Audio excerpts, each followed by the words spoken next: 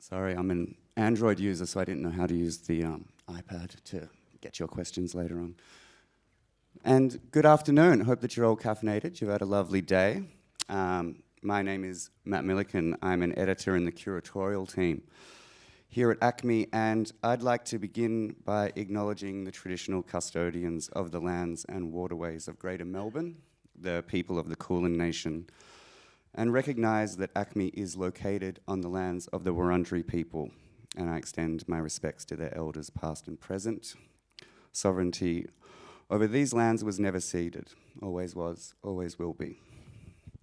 So for this panel, we're looking at 2050 through the lens of the present, but we're anticipating that the new cultural forms that have emerged this century have become part of the mainstream. They're interactive, networked, experiential, ephemeral, and performative, built on and with proprietary tools, and likely controlled through a complex thicket of IP and licensing agreements.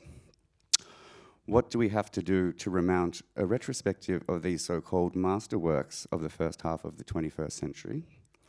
And what might we need to do socially, legally, and technologically in the 2020s to ensure a less dystopian cultural future?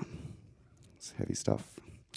And to get into this wide-ranging subject, I'm delighted to be joined by our panelists, Stuart Buchanan, Professor Kimberlee Weatherall, and Professor Melanie Swalwell. Stuart is responsible for leading and curating the Sydney Opera House's screen program, which includes commissioning and screening of new screen-based works from Australian artists and partner organisations, live events that place technology at the core of the artist and audience experience, live performance capture of the Opera House shows, and digital education. He's worked with broadcasters and global studios, as well as art galleries, theatres, and festivals from around the world, and has a background in putting on raves, much like Seb Chan. Melanie is a professor of Digital Media Heritage in the Centre for Transformative Media Technologies at Swinburne University.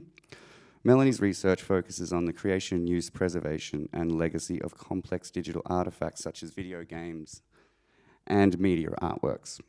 She's currently leading 2 digital media heritage and preservation ARC linkage projects, and is project leader for the Australian emulation network Born Digital Cultural Collections Access, an ARC LIEF awarded to a consortium of universities and GLAM organisations.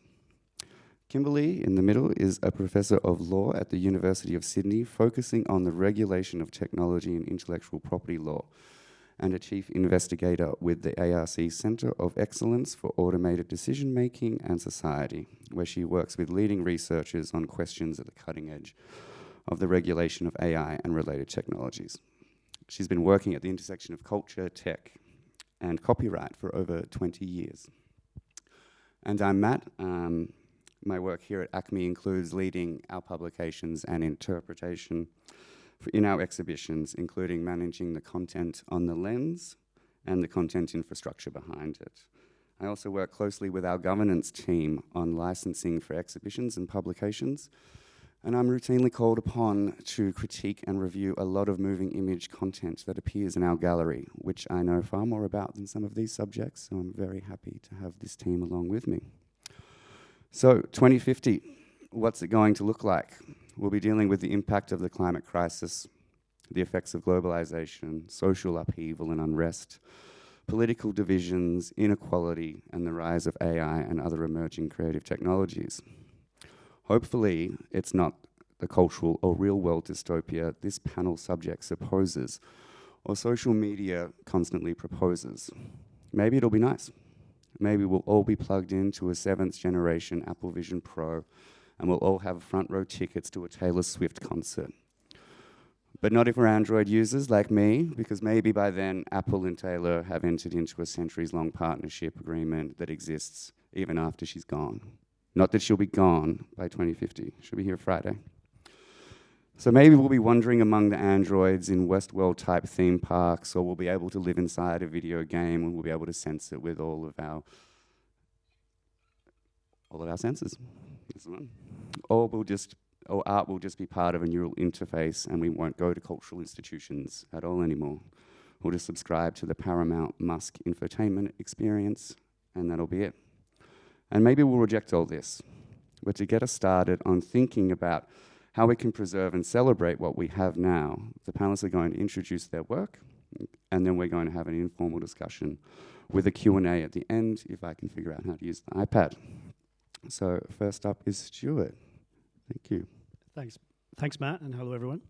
I want to contextualize the work that we do within the screen team at Sydney Opera House.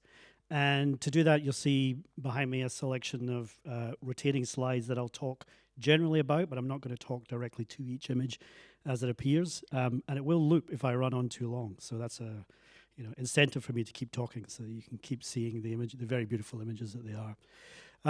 So as Matt alluded, the work in the screen team is divided into three areas, one of which is commissions of original work, which is what this deck that you see here documents. The other is the capture of live performance, whether that's through video or audio. And the third area is around digital education. That's the first use of the word digital, and hopefully the last in this talk. We haven't found a better way to describe the education section just yet. But essentially, those are the three constituent parts. I kind of stand on the shoulder of some amazing people that came before me. I've been in this role about 4 years, but what was then known as digital programming at the house has been around for almost the best part of 15 years. And it started through education, but really its kind of mainstay was the capture of live performance. And I guess a regular show at the Opera House, if it's being filmed, will be filmed by anywhere from 4 to 7 cameras. Last year we went crazy and did 12 on one show. And that work sometimes will be live streamed, sometimes it'll be recorded and some beautiful post-production work will be undertaken, and then it'll be put onto our own streaming platform called Creatively Stream. And you can find hundreds of works now from the Opera House archive on there. The kind of the logical extension of that, I think we saw in October last year when we celebrated our 50th birthday. And we went digging into the archives to try and find the works that were recorded over the last 50 years, to find out what still existed and to represent those on stream. We couldn't have done that actually without the help of two really significant contributors to that body of work, that body of recording work. We had our own, but that maybe, as I say, only stretches back about 15 years.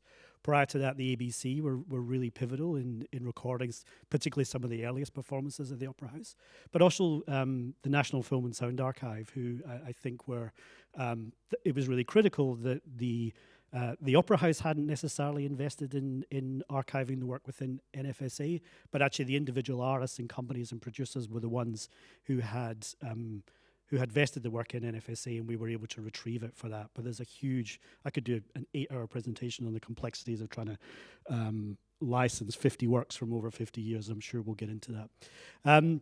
The work we're seeing here, though, if we're talking about the work we're making today and thinking about its impact in the future, we obviously, with everything I've just described, we kind of entered into COVID in a fairly kind of robust way, because we had an archive of work that we had, in our library, but also we were adept at filming. So over the course of the first 7 months of lockdown, either recorded or streamed 50 live shows from the Joan Sullivan Theatre and streamed those, essentially trying to keep the Opera House open while everywhere else was closed. And really one of the things that sort of came out of that for me was actually touched on, I think, in the first presentation this morning, which was getting to the end of that COVID experience and seeing those kind of dozens and dozens of works that we had recorded and therefore captured and preserved, was the fact that technology was being used as a tool to record. It was the screen was the mediator, and essentially technology was the transport that allowed that work to be seen by people who were not in situ at the Opera House. But it was a very kind of didn't really have any agency itself. It was really about getting a live work that didn't really need the technology. If you were in the room, you would have seen it. The fact the camera was in the room was kind of almost neither here nor there. So the work existed without the camera. So essentially it was technology as kind of as I say, a kind of backbone or a transport. And what I was began to get more interested in was kind of technology as culture. How does technology, digital screen? I use those words very liberally and probably sometimes in the wrong contexts. That's all part of the joy of it. But using technology as part of the culture. So the works that we see here are essentially works that have technology in its DNA. It could not exist without some form of technical application. So here, for example, this is a early motion capture work. I say early, it's 2021, with Serwa Adafua and Soft Center. And then the next motion capture work we did was actually with a team of great Melbourne creatives, including Matt Spisba, Harrison Hall, Sam McGlip, and the wonderful Lou Yang. And that really sort of took it to the next level. And I guess the hypothesis there, the question we were asking was, is it possible to use technology to collapse geography within a live performing environment? So we had a performer in Sydney and a performer in Hong Kong who performed together in real time within the virtual environment. The next kind of question I kind of, as part of the next commission that we put forward was, we've heard about the use of AI essentially in a creative process, in kind of pre-production or in tools such as Ableton or Photoshop or what have you. And I was interested in how we might use AI within a live performance context. So the work we put on last year called Sonic Mutations, which was with the great creative studio Kopi Sue and two Sydney artists, Rowan Salvage and Alexis Weaver. And essentially Kopi Sue created their own tool, actually in collaboration with the artist. So it was devised in collaboration with the artist. Their own tool that basically allowed the artists to use AI as they were performing live. And they both did it in very different ways. And I can talk to that as we go. And then the last thing I'll probably talk about is the other AI work we did last year, which was called Music of the Sails, where the provocation, it's one of these, people who work with me know that I have some of my best ideas at 4 o'clock in the morning. This was one of those ideas, which was, as the Opera House hit its 50th birthday, how could the Opera House itself be the performer? It's welcome people onto its stage. What if the Opera House could perform? What would it do? What would it sound like?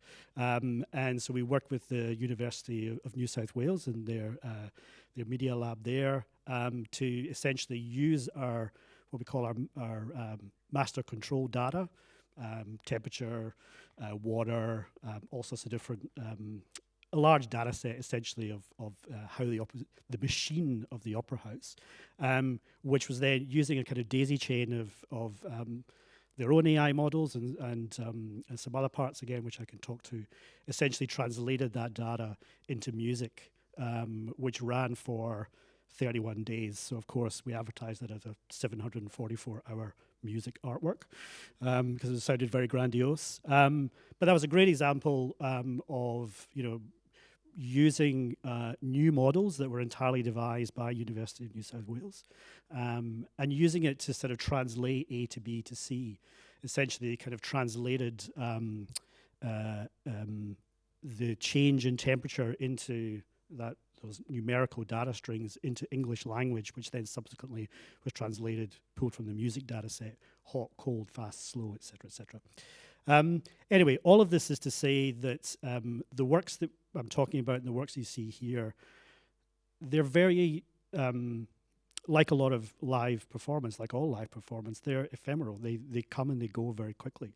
Some of them are not meant to be documented. Some of them don't want to be documented. What's interesting about this work is that already talking about a work that's 2 or 3 years old, it's already out of date.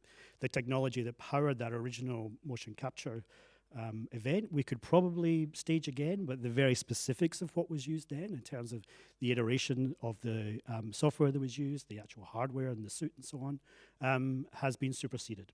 So whether or not we could actually get an exact replication is a question to be asked. That's probably as much as I want to say as an introduction. I'm sure we'll get into other things, but hopefully that gives some good context to the work. And thank you, Stuart. Melanie, do you want to take it from here?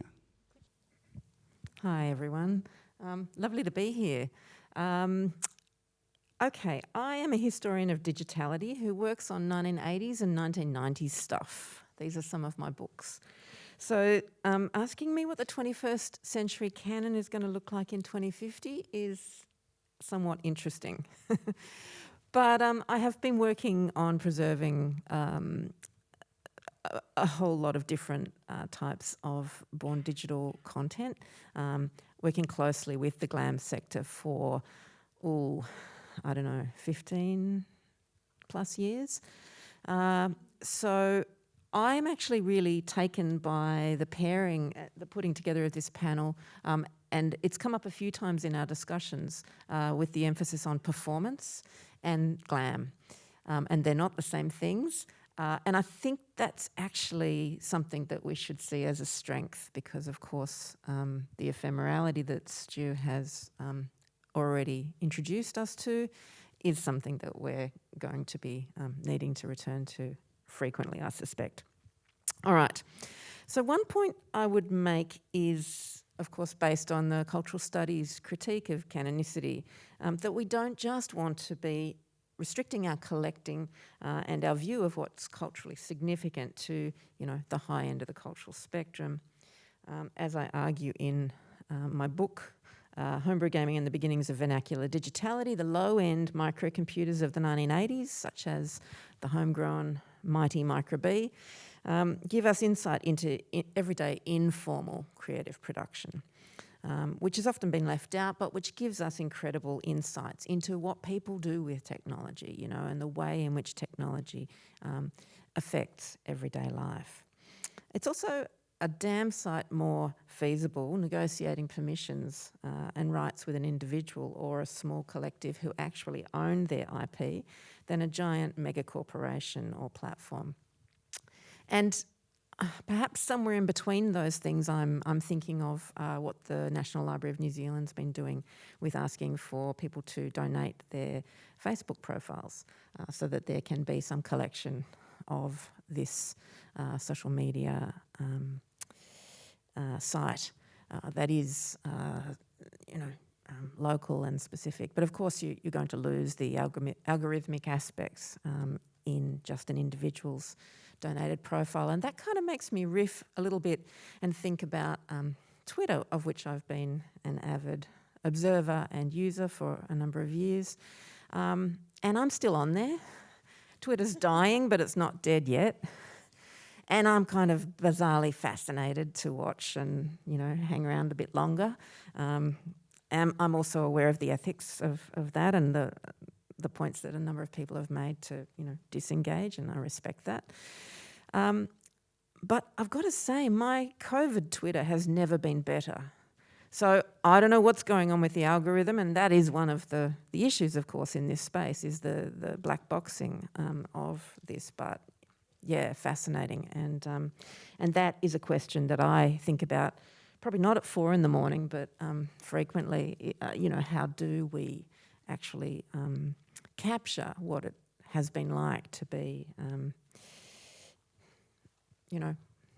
on these platforms in the first quarter of the 21st century.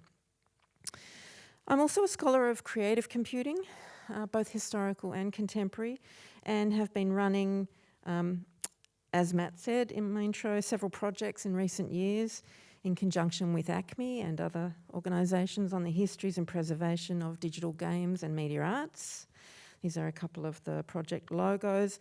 You can find references, links, etc. on our website, ourdigitalheritage.org. That's the kind of umbrella site from which the other projects are linked. And most recently, the Australian Emulation Network, or AusEasy for short. We've just published a recent report. If you haven't seen it yet, you might want to have a look, in which we talk about what we've done in the Archiving Australian Media Arts project, which is we've been working on for about 4 years now. And though the content is very arts-focused, we have preserved and emulated 32 artworks from 4 different collections. 3 different collections, let's say, Experimenta, Deluxe and Griffith University Art Museum, and then there's more There's like ANAT, and there's State Library of South Australia's got the Stana Stoyakowski collection, so it's actually many, many more in this project. But anyway, we detail it in there, and it's worth a read. And we've tried to write it with a view to what's involved in doing this kind of work if you're working with other kinds of content as well, because that's one of the things that the AusEasy network is really trying to do. It's trying to float lots of different boats at once of the different kinds of born digital content that institutions have. Libraries, archives, galleries, museums, university archives, etc. So perhaps just to say a little bit more about that, it's shared digital infrastructure in which we're rolling out training in how to do this work, how to stabilize your discs, how to make disk images of your floppies, of your optical media, of your zips, of your, whatever. I'm very pleased to be working closely with Cindy Moyer at Swinburne doing this work. She's our digital archivist and convening a community of practice in Australia, which I think is super exciting, and this is a real workforce innovation. It's a game changer, having a group of people doing this learning together who are committed in this space, having a consortium of, 15 nodes around the country, multiple GLAM institutions, really all upskilling, is super exciting to be a part of. And here's the blurb on the project. You can play, I can give you a little taste, but you can play games and media artworks from the 1980s and 1990s from these projects over the Wi-Fi at ACME here on your own device right now, served by Easy, Emulation as a Service infrastructure. You just go to the website and search Save for Play It Again, Games Collection, and you'll find it. But here's a little, do I just press that and it'll start playing? A video capture of a game that no one's ever heard of called Gumboots Australia from the 90s, running in Easy, and it's just a window embedded in the website. But this is providing a solution. It's not the solution for everything, but it is, going a fair way to actually making it possible to run content for which the hardware is obsolete, the operating system is obsolete, the utility software might be obsolete, etc. Of course, the disk media carrier is obsolete. So, exciting. In our lab, we are preserving a big big archive of utility software from the Australian Computer Museum Society to support this work. And this is to make it possible to configure. Yes, there's a few gags about Swiss cheese. I actually showed this at a conference I was keynoting at in Lausanne virtually last year. And they weren't quite sure whether to laugh or not at the Swiss tourist jokes. But anyway. So yes, we are imaging this large archive of software, some 30 boxes or 30 boxes at a time. I can't quite get my head around the scope and the scale, but there's a lot of software that will be available for partner organisations to use to bring their files that they want to emulate back and render them. And it's under Australian law, seeing we're interested in legal matters, it's actually legal to do this. And here's the excerpt that we're relying on. Section 113J is my favourite of the Copyright Act. This supports research purposes. So I would say that that's one impediment that would be faced by an institution wanting to mount an exhibition in 2050. Because you would think that for cultural purposes would be a no-brainer, but at the moment we're not there yet. And of course it's only legal within the walls of the museum, which is another impediment. There was an exposure draft of legislation that came out in 2021 under the previous government, but was not passed before they were voted out. So that is work still to be done. We clearly have to band together and lobby for these exemptions to be made broader. I would also note, just briefly, that we're still playing catch-up because this has been put in the too hard basket for a long time. Institutions haven't known how to preserve and make accessible this kind of content, and so they've tended to be shy about going and gathering it.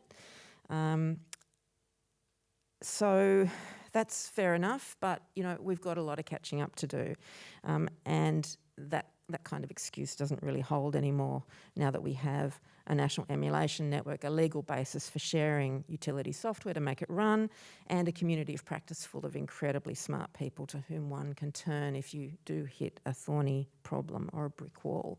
So, if any of this interests you and you haven't already spoken to me, please do. I'm in the process of putting together a Phase 2 funding application at the moment, and I welcome all interested parties. I think it's also incumbent on creators to consider how sustainable their works are going to be into the future, or not, if they're okay with them being lost or forgotten. But complex digital artefacts are challenging, and so, really the responsibility does need to be shared. And so I guess I would ask the question, what collective weight are we going to bring to ensure that contemporary culture can be collected, preserved and exhibited in 2050? Because it's a bit like that, it takes a village kind of argument. And I think there's a part for many different parts of the wider cultural sphere to play here in order to make that exhibition of or performance of or retrospective in 2050 possible. Thanks. Wonderful. Thank you, Melanie. And just to say that a lot of us are very excited about the emulation here at ACME because, it looks like we're doing work and we are doing work and we're doing fun work that's for the future. So it is exciting for us. Kimberlee? Now I want to stay here for several days and just play games from when I was growing up. That's awesome. It does remind me of the old days of playing on the C64, the Commodore 64. Look, I'm here because I can speak to... I'm the lawyer in the room, right? So I'm here to speak to the legal frameworks that shape or intervene in these questions that we're talking about, how cultural institutions can keep, how we curate the objects that we record and encode our history, culture, knowledge in. But I should preface what I say in a couple of ways. First, most of what I can speak to relates to copyright, which is the most direct legal framework for a lot of the things we're talking about in the performing arts and the glam sector. But there are a lot of other legal, ethical, normative frameworks that are relevant when we're trying to collect, preserve and make available this material.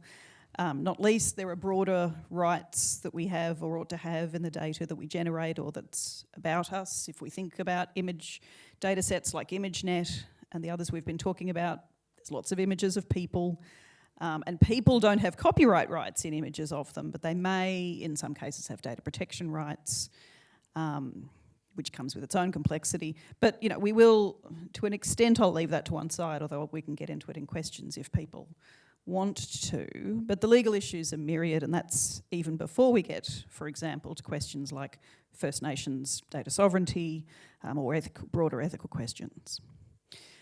Second, when we're talking about copyright's impact on our ability to collect, preserve something about this cultural and knowledge moment we're in right now, it is worth acknowledging, even if only briefly, that generative AI, this moment, is a deeply discombobulating moment for copyright, on top of a whole series of foundation-shattering moments we've gone through in the last quarter century.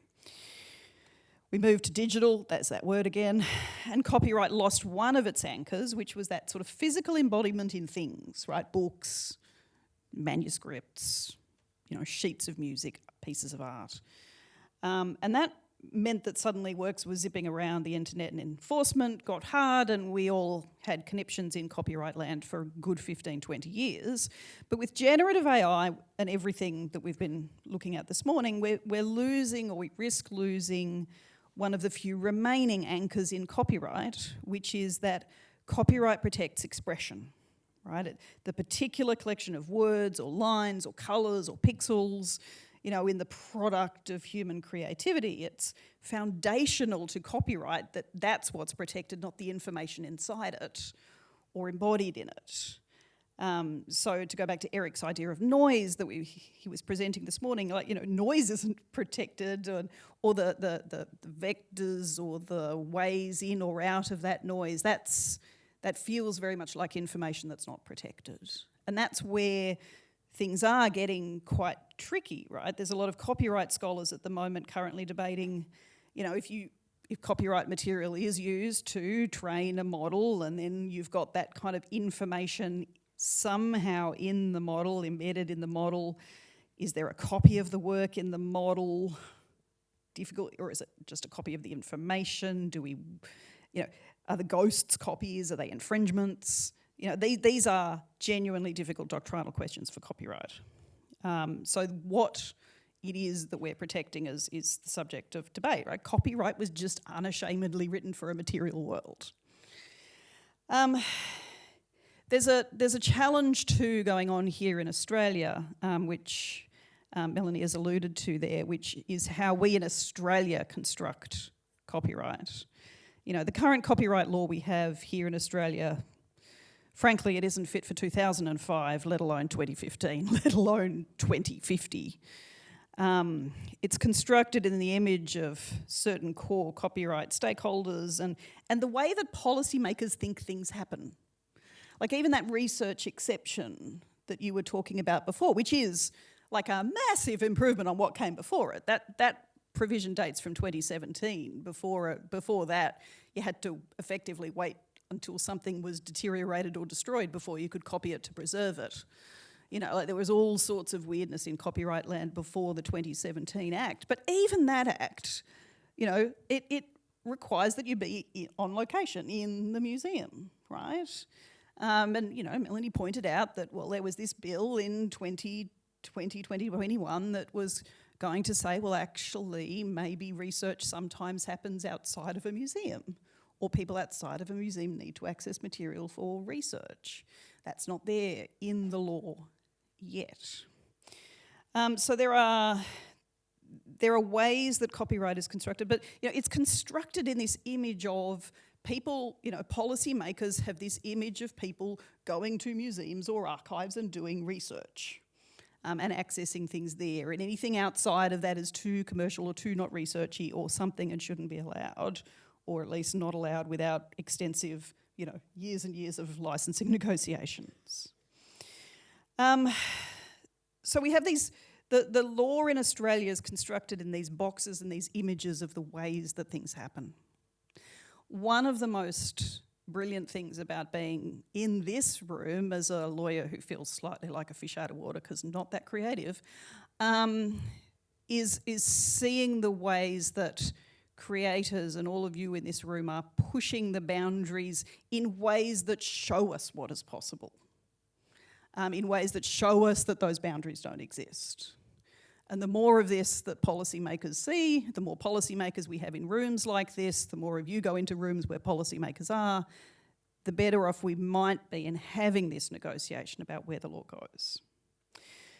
At the moment, we're just on a collision course. But look, a couple of points about the law here. If as I am looking at the sorts of terrific slides that Stuart was showing before, of the kinds of works that are being created or that I've seen over the course of today being in this room, copyright is a challenge for thinking about how we preserve, choose what to preserve, then preserve things or keep things or curate things for that moment in 2050. Any of the kinds of works we're talking about that I have seen today have layers and layers of different copyright things in them. Music is one thing, software is another thing, text is another thing, images are another thing, and different people may own all of these. Performers' rights will complicate things. I'm sure Stuart can tell us all about all the different kinds of rights holders you have to try and license material from if you want to do anything other than whatever is the little box in the Copyright Act. I love the emulation thing with software that Melanie has been telling us about. And then I look at that and I think, well, at least the kinds of software that you were trying to emulate, it was on disks and it was discrete things, and you might have to emulate a computing program, but when we're talking about the content of today that's sitting on an Instagram or a Facebook, or you can't can we even emulate that program into the future? Do we want to emulate that plot film into the future? How do you capture what's important about that for future thinking? Jara Steele talked earlier about the websites that were games, but are now gone because they were built in GeoCities, which was a platform that no longer exists. And those things are gone or lost. I loved GeoCities too. It's gone. Mate, it's just a sweet memory. But but that's the point, right? What is maybe Instagram is never going to be a sweet memory, but what is the sweet memory in 2050 that we don't want to just be reminiscing about?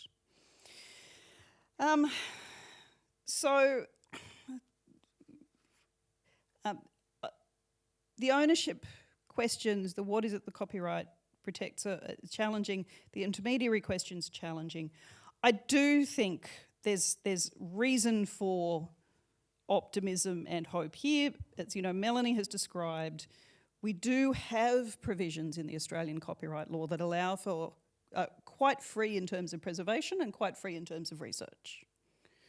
That cultural purpose of reaching audiences, not so much yet. And that's perhaps a point where we will need to continue to push and make the case for the need to preserve these things, give people those chances to experience things, but they're there. And the final comment I just wanted to make before we turn to the discussion, because the little timer's now in single digits, is that idea of data donation is really, really worth pursuing. At the ADMS Centre, we've had some big data donation projects, very much focused on, accessing and kind of for analysis the series of ads that you might be shown on Facebook. And so we've had people sign up to let us just collect the ads, not all the other personal stuff, that would raise privacy issues, but just to collect the ads so we can see the streams of ads that people are shown. And actually, there's been a big report published on it. It makes really quite disturbing reading. There you go, teaser, go and find the report.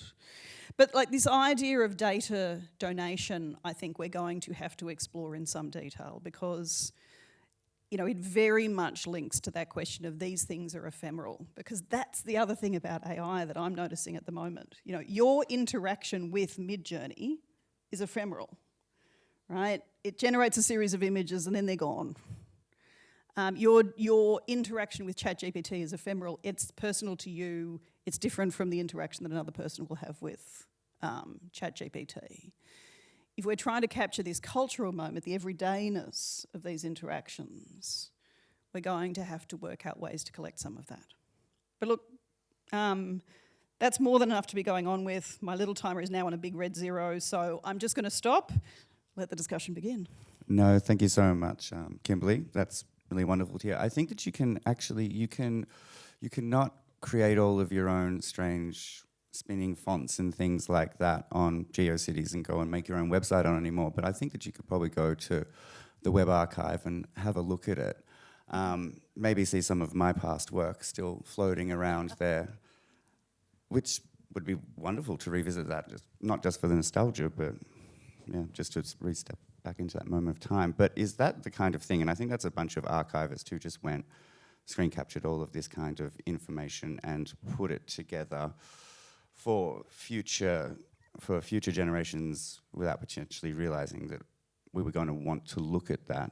And I guess, Melanie, this might be for you, how important is it for a community of people to take it on themselves to start this preservation without the backing of the law or a cultural institution, and just for grassroots preservation to actually get us to 2050 so that we can figure out the law later, because it doesn't sound like it's figuring itself out in enough time.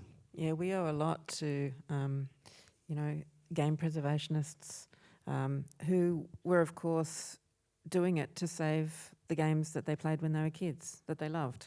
And they've invented along the way a whole bunch of tools that have become central to the way, we're at the moment where there's a professionalisation happening of software preservation. But it has been invented by people getting down to a really low level and figuring out, how the magnetic flux changes as the disk spins on their Amiga disk drive or their Apple II disk drive. And, Cryoflux is one, Apple Source is another. There are lots of these kinds of projects that have come out of hobbyist endeavours, and, we are all in their debt. Yeah. Emulators are the same, emulator creators. The guy from the Video Game History Foundation, Frank Cifaldi, says, there should be statues erected to emulator authors, and I'm in agreement. And I guess also the people who provide the tools for artists to start creating things that we're going to be using in the future and things that are not owned by large organizations. And Stuart, I was just wondering, if you could just talk a little bit about Sonic Mutations and the AI project that was, and how the artists and creative technologists work together on that project. And then I guess the second part of that question is, how do you commission and curate with an eye to the future, and maybe as Sonic Mutations is an example of that? Yeah. I think, the intrinsic, I think as we sort of alluded to at the start, the intrinsic difference with the work that I commission within Screen to the rest of the work you'll see at the Opera House is that within the contractual framework of that commission is the capture, if you like, or filming or preservation of that work. And that is not the case for 99% of things you see at the Opera House. So in the commissioning of the work, you're also mindful that the way that the work will be read, consumed, perceived, will be mediated through a screen, and so therefore that changes the nature of the production, the way that it's staged, and the creative decisions that go into that. So there's a sort of additional element that comes into it because of the nature of the presentation. But I kind of think of commissioning works that are underpinned by or reliant on technology the same way that for 25 years I've thought about buying a Mac. And that's the decision, which is the point at which to buy the Mac is today. If you wait for the next great model to come along, then that will only be superseded by the next one and so on. The jumping on point is now. And so the commissioning process is essentially the same. If you wait for the technology to improve or to be at a kind of apex where you think this is the moment to jump on, you're already probably starting to go down the other side of the bell curve. And I'm really interested in being able to work with artists who are working with technology at a point where it's new and nascent enough that it can still be broken and stretched and kind of mutilated in ways where it hasn't gone up behind a fence, essentially. And what's key about those two AI projects is that we didn't use any, extant proprietary software as a service. Essentially, they built their own frameworks, they built their own models in order to realize those projects, which was why essentially they're both collaborations between artists and technologists or creative technologists. And the work could not exist without them both working in harmony. So I guess it's sort of interesting in the commissioning pathway to think, well, I need to bring in technologists, but they need to have a creative mindset. They need to have a let's see what we can break mindset, as opposed to folks who are, let's say, coming from a platform specific, i.e. working in partnership with a platform. That's always going to be compromised in some way because of the nature of it. So I'm not sure that kind of completely answers the question, but those are some of the considerations around contracting and the nature of the work itself, but also understanding that it is inherently kind of ephemeral, even though we're ostensibly capturing it. Can I just ask you a question about that, which is, when you are commissioning like that, you are recording it on a screen for some sort of preservation purposes. in that commissioning contracting process, are you also trying to capture the underlying material like the model or preserve that, or is it very much just focused on capturing? Because it's very easy to understand capturing the film, and I can think about that very easily from a copyright perspective, and that's actually relatively simple. But if it's the underlying material so you can reproduce the experience at all, that's quite a different question. Well, I guess one of the kind of key changes that I made early on within my tenure was actually within the contracting framework, which was initially the Opera House. If you filmed a work, or if we were commissioning a work like that, the Opera House held copyright, and I never felt really comfortable about that, because it's not our work. We've commissioned it. It's the artists, the art we're paying to make it happen. We're providing resources, infrastructure, platform, but it's not our work. And so all the contracts now, essentially anything that is created in that work is wholly owned by the artist. So the Opera House, even if we film something, we don't have copyright in that, we license back. So essentially all rights and everything that is commissioned is held by the artists, and how they then divvy that amongst themselves is up to whomever the contract is with. But the Opera House itself holds no rights. We don't want to be a copyright holding institution in that regard, if that answers the question. Certainly complicates keeping it and preserving it, though, doesn't Well, it? Because, if you license back... Yeah. I mean, this is the fundamental question, though, at the heart of this panel, absolutely, is who wants to be preserved? And what right do we have as an institution to preserve? There are plenty of stories, there are plenty of cultures, there are plenty of things that do not want to be preserved and shouldn't be preserved, and are devised to exist only in that moment. I mean, for rightly or wrongly, I came up through performance art and time-based art, where the idea of documenting a work was kind of heresy. You were there and you saw the work as somebody lay down on the floor and did something weird, and if you weren't there, too bad. Kind of Pixar didn't happen, and in this case, well, there were no pics. And so I've kind of sort of grown up through that and thinking about that. I enjoy the ephemeral nature of it, the kind of very kind of momentary nature of live performance. But I'm also aware that part of what the Opera House is trying to do is to allow broader access to the work, and access in using that language to mean that more folks can see it, because it has been recorded and has been distributed. And so therefore, in the act of trying to provide greater access to the work, you are of course capturing it. But it's less about the preservation of the work itself and more about, can we get more people to see this work? And so fundamentally, if you don't want it to be recorded and you don't want more people to see it, then it's not my place, I don't feel anyway. I don't feel it's the institution's place to force the hand of an artist to do that. So therefore, the Canon in 2050 is actually going to be based primarily on the people who, from a performing arts perspective, the people who have said yes, or the people for whom rights it was possible to unpick that very complex web of rights. A very quick example, one show that we filmed and was presented as part of that recent retrospective season, I think there are about 30 different rights holders, all of whom had to say yes before that work could then be streamed. And so it takes one person to say no, and the other 29 to say yes, and it doesn't happen. Or it takes one person to say, actually, there should be, I want to be paid twice as much, and therefore everybody gets paid twice as much, and therefore it's too expensive, it can't happen.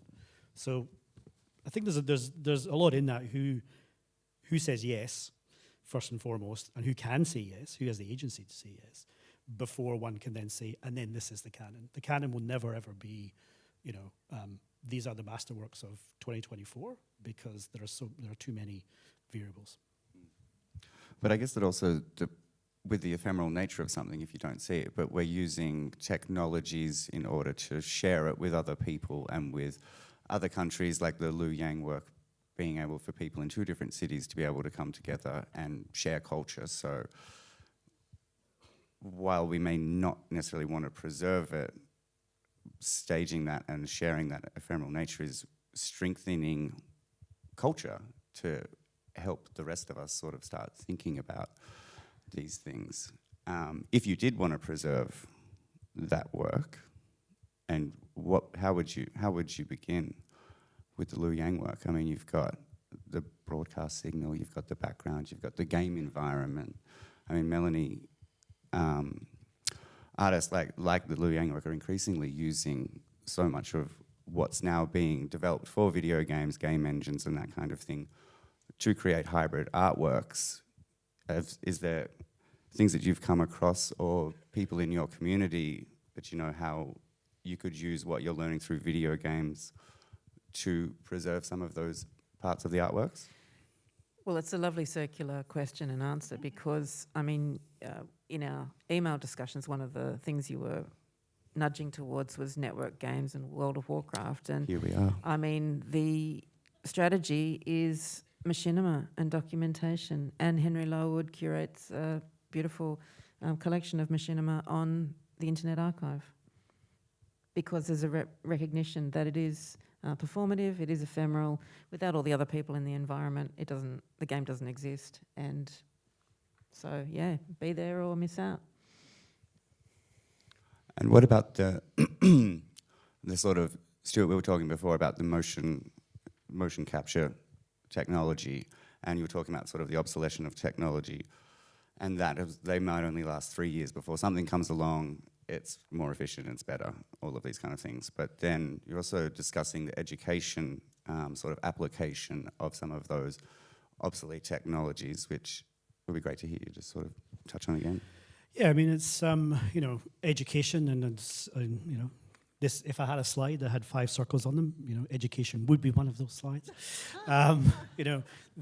We saw great, excitement over the kind of motion capture works that we did. And so in 2022, we started a new, what we call live and interactive schools workshop, where essentially we have 4 schools on Zoom, and so we can see up to 100 kids in the classroom and they can interact with the educator on site. And so started running motion capture workshops where the artists could then take their cues from the kids, and they basically together over the course of 40 minutes create a music video together based on the prompts of what sort of style, what sort of dance move and all that sort of thing, which is quite fun. It's actually evolved last year. We got 2 artists. There's now a dance battle between the 2 of them over 40 minutes, which is hugely entertaining.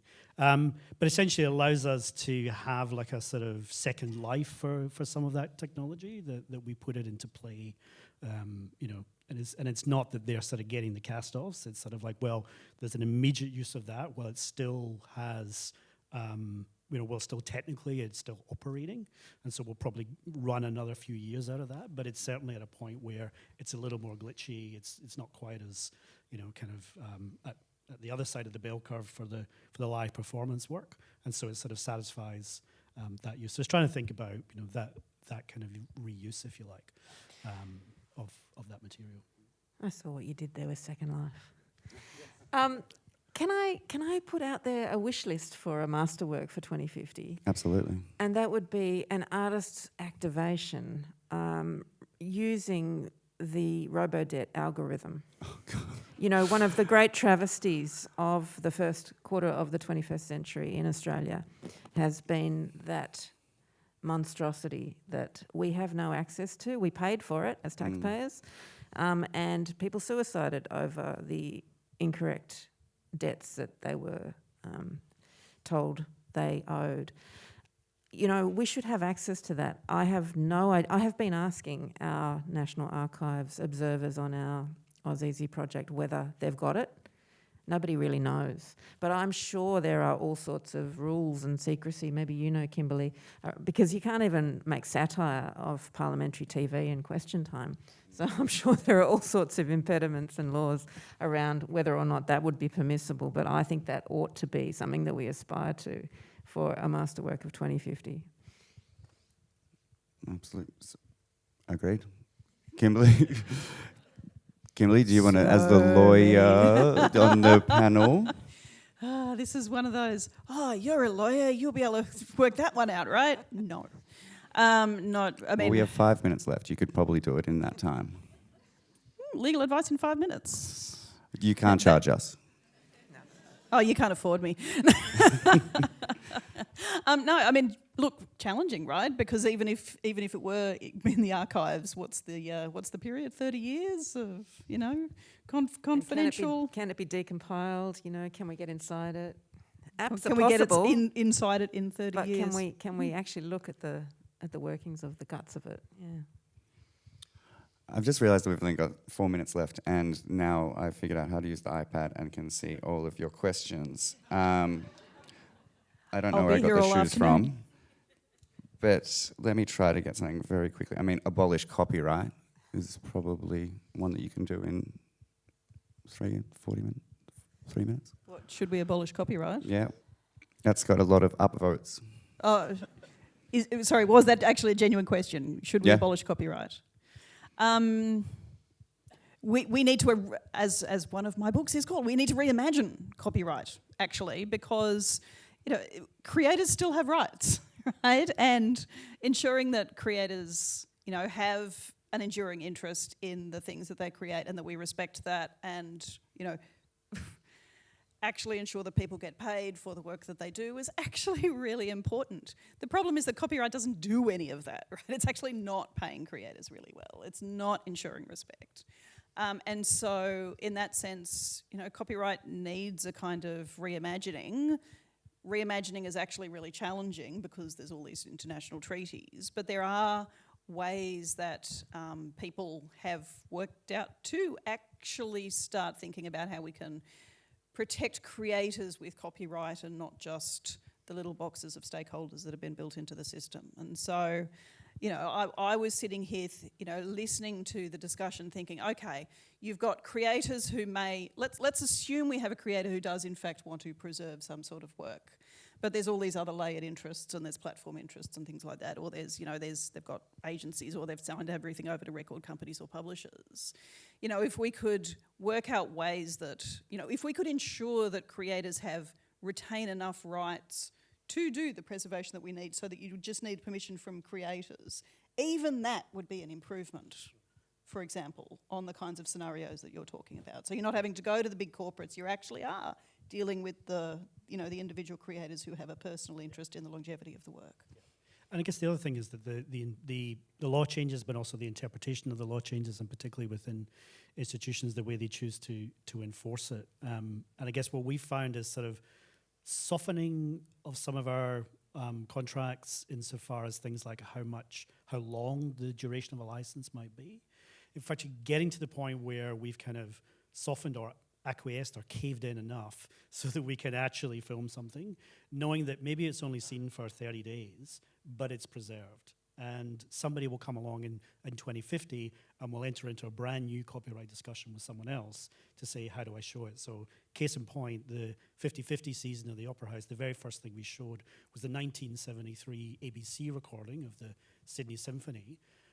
No rights were currently held by the House and no rights were in play, and we were going back to not just Sydney Symphony, but actually the lead soprano and the conductor and to their estates in Sweden and wherever they were to essentially get updated new copyright to show that again. So it's almost like let's get it preserved, even if it means that it's only available for a very short period of time, or that the presentation rights are somehow diminished, but at least it's captured, and that we have the ability to enter into a different negotiation later to ensure that it can be recirculated again, which is true in film culture, of course, as well, and it's true in music. Things come in and out of copyright, but at least at least the work exists. It's been captured, even if it means there needs to be 3 or 4 different contracts throughout its life cycle, let's say. Thanks, Stu. I'm glad that you brought that up because that was one of the questions that I had that I wanted to sort of tease out more, and there's plenty more questions that we could have teased out more, but unfortunately we are out of time. So I just want you to all put your hands together for our guests today and thank them very much for their time on the panel and their insights.